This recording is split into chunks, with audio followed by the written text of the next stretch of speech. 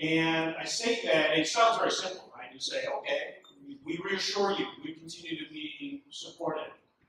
But unless you put some oomph behind it, unless you put your money where your mouth is, unless you prove it on a daily basis, your promise isn't worth a whole lot, or your pledge to support Taiwan isn't worth a whole lot. So, how do you come into play here? Well, you are the embodiment of that reassurance because you are out there farther than I will ever go in Taiwan. I tried to reach every corner of this island, but I can't do what you do, and that is see people on a daily basis, talk to them as Americans. I remember when I had this job in Washington a few years ago, where I saw a lot of officers, foreign service officers, diplomats, on their first and second assignments going out to China, in some cases Hong Kong and Taiwan. And they were really brand new to the State Department. And what I told them was, look, the thing you do in consular services, and their job was to interview applicants for visas every day. This is what they were going to do. And I told them this job can be extremely frustrating at times because you hear the same story over and over again. I want to go to the United States and have fun. I'm going to go to Disneyland and I'm going to come back right afterward. Come back right afterward. Stay for about a week or so and come right back. Or I'm going to go study. It's my dream to study at Texas, University of Texas, or University of Arizona, all these great schools. And then, after I get my degree, I'm going to come right back and I'm going to contribute to this economy here. So you're going to hear a lot of stories like that. And sometimes people aren't going to be exactly straightforward with you. But the thing here is that you're representing the country now. You're no longer just, Joe Smith, and you can get offended because somebody isn't telling you the truth. The deal is this: when you represent the United States of America, when you meet somebody who comes to you, who comes to your embassy, you talk to them across this counter or this desk, you're seeing them through a window. Oftentimes, you will be in their lives the only American they ever really meet that has any kind of authority.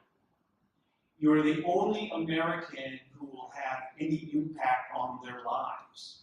And you will. Don't let them walk away believing that the American people are not a decent people, are not a fair people, are not a kind people. I say this to you as well.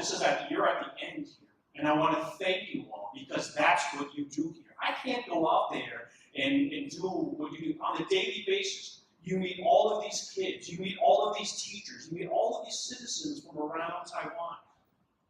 And often, those people will never have a more important relationship with America than they had with you.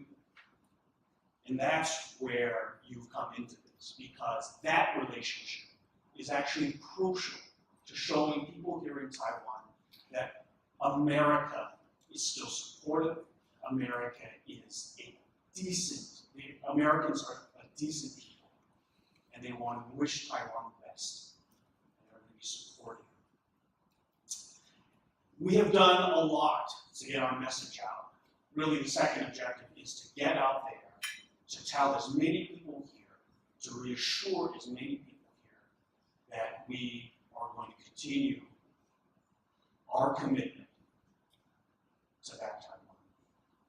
The third objective, and the one that will probably be the legacy for all of us who work at AIT right now. You may have heard this, and if you haven't heard this, you're going to get tired of hearing about it because we are going to saturate the airwaves. We're going to saturate the newspapers. Monday I'm going to do a press conference about this, but we're going to open up our new building. Yeah.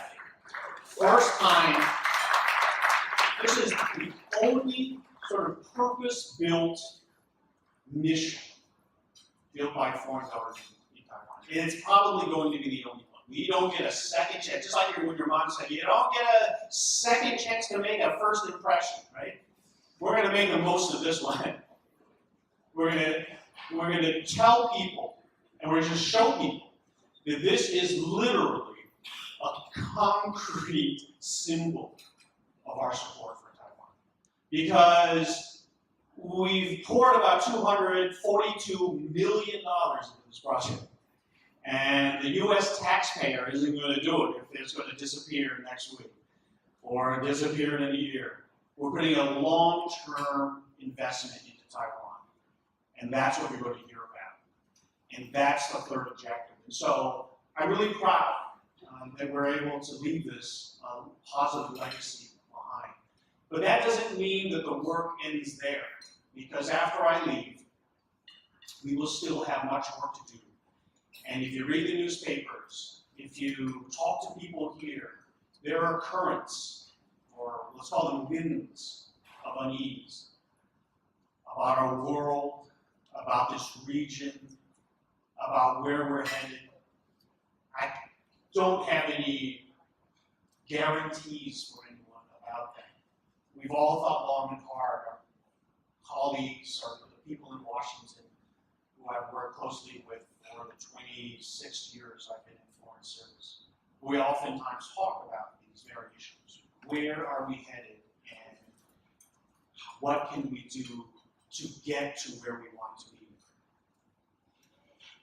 This is a critical juncture in our history. It is a critical juncture for all of you.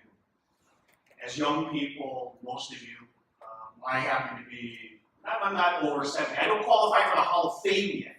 I qualify for the Hall of Shame, but I don't qualify for the Hall of Fame yet. But we in my generation have taken a crack at some of these big issues. Some I think we've succeeded at. Others we're going to have to leave to the next generations, you, to pick it up. Because we don't have the answers to the questions. We don't have all the answers to the technology questions that are brought up oftentimes today. These are issues that maybe we help to, these are the problems we help to cause. And it will be up to you to kind of help resolve that, maybe completely. I hope so. So, in the end, looking back at 3 years, I think we have a very positive message to tell. What I want you to do is, when you head back home, I know some of you still have a few weeks left here. Some of you, how many of you have re-upped for a second year? Do we have any of those folks? Yeah. Thank you for doing that. Thank you for doing that. You absolutely enrich the lives of the people here.